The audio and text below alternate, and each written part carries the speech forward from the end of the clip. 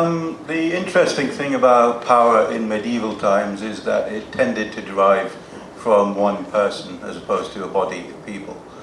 It wasn't always as simplistic as that. A king or a queen was often obliged to share power, or at least portion out parts of their power to the church, to other landholders and so on, and also to financial institutions.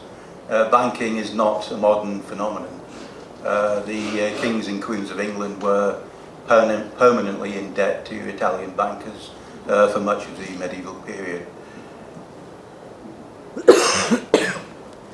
Ce qui est intéressant à l'époque du Moyen-Âge au niveau du pouvoir, c'est que le pouvoir était partout. D'abord, il s'appliquait aux individus, c'est-à-dire que certains individus avaient du pouvoir sur d'autres individus, les hommes sur les femmes, les rois sur les reines, etc. Mais il s'appliquait aussi à des groupes d'individus. Il était vraiment partagé à l'intérieur de la société, puisqu'on avait tout le pouvoir qui était donné aux nobles, et où les nobles avaient du pouvoir sur d'autres gens. On avait aussi l'Église, alors les religieux, qui eux aussi exerçaient tout un pouvoir sur toute une série de gens, et on avait également les institutions financières, hein, les banquiers, la finance. C'est pas récent, hein, quand on repense effectivement aux banquiers vénitiens, c'était des gens qui avaient aussi une forme de pouvoir sur d'autres gens, puisqu'ils avaient le pouvoir de l'argent.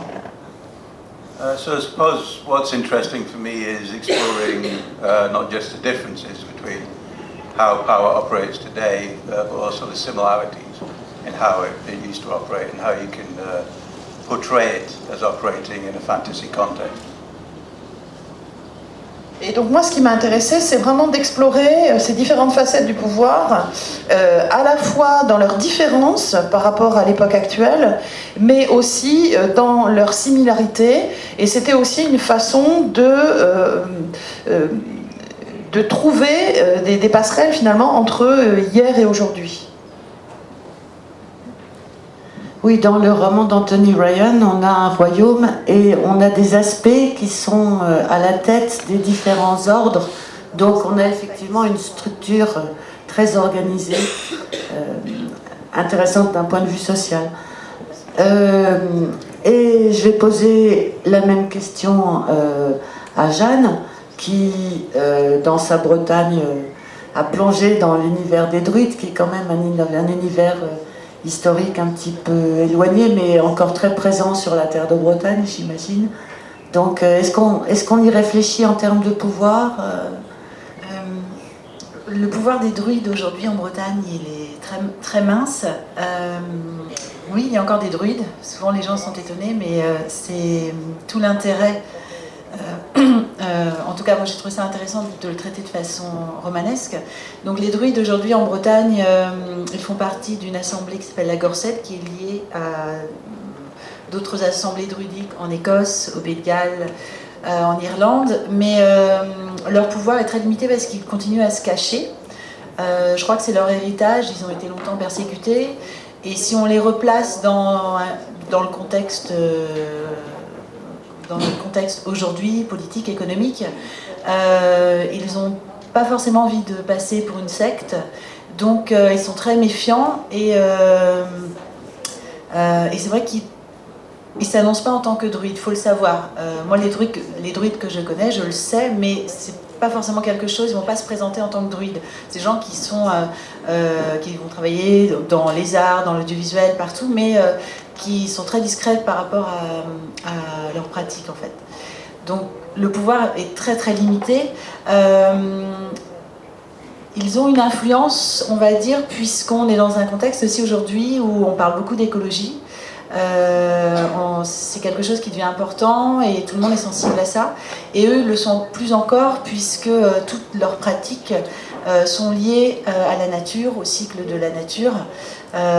Donc voilà, le lien, il serait à trouver là, mais c'est vrai que le pouvoir des druides aujourd'hui, ils n'ont pas une très très grande influence. Hein, et dans vos récits, dans vos romans, dans Finisterae, les druides ont déjà cette position un peu en recul.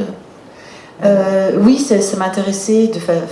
L'intérêt romanesque, il était là, c'est qu'ils sont cachés, qu'ils ont préservé leurs rituels et leurs coutumes depuis des siècles. Aujourd'hui, ils les ont adaptés à leur environnement. Mais effectivement, il y a toujours des mariages druidiques, des baptêmes. Ensuite, libre à chacun d'adhérer ou non. C'est-à-dire que si on assiste à une cérémonie druidique, le grand druide va, eux ils appellent ça magnétiser des pierres.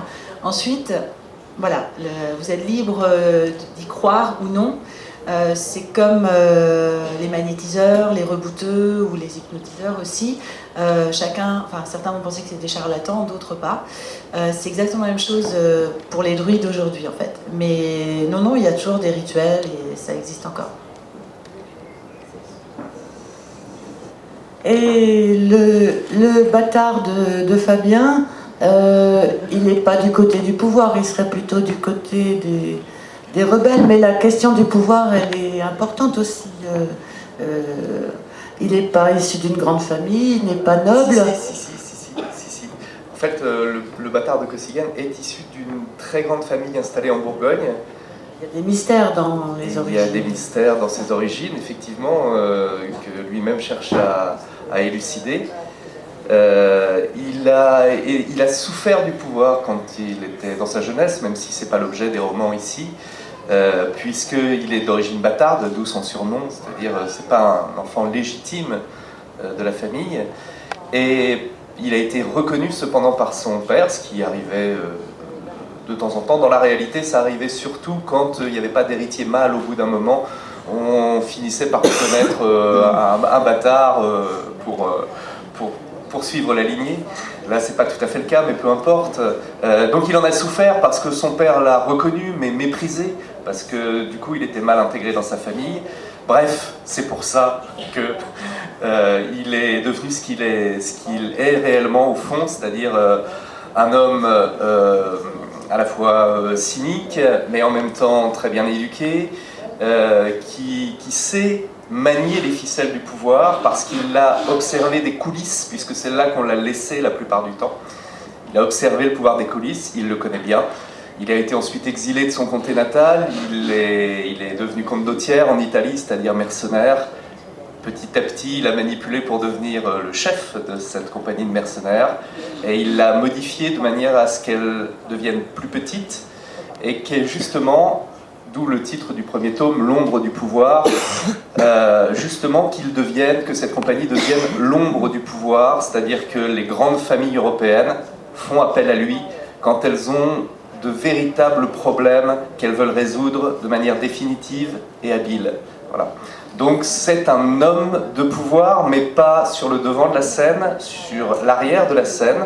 En même temps, il n'est pas non plus complètement caché, sa réputation est connue, on sait qui il est, mais c'est une sorte de filou qui peut être très dangereux parfois, mais c'est une sorte de filou qui sait se faufiler dans les cours européennes qui sont encore petites à l'époque, mais qui sait se faufiler dans les allées du pouvoir. Alors oui, le pouvoir médiéval, on parlait du pouvoir médiéval tout à l'heure, c'est une toile de fond, on va dire, pour le bâtard de Kosygin. On voit effectivement ce pouvoir médiéval qui en même temps est lié effectivement à des personnes, c'est un pouvoir d'homme à homme, quand on parle du pouvoir politique en tout cas. Les femmes ont un pouvoir, mais il est différent, il n'est pas tout à fait lui aussi sur le devant de la scène.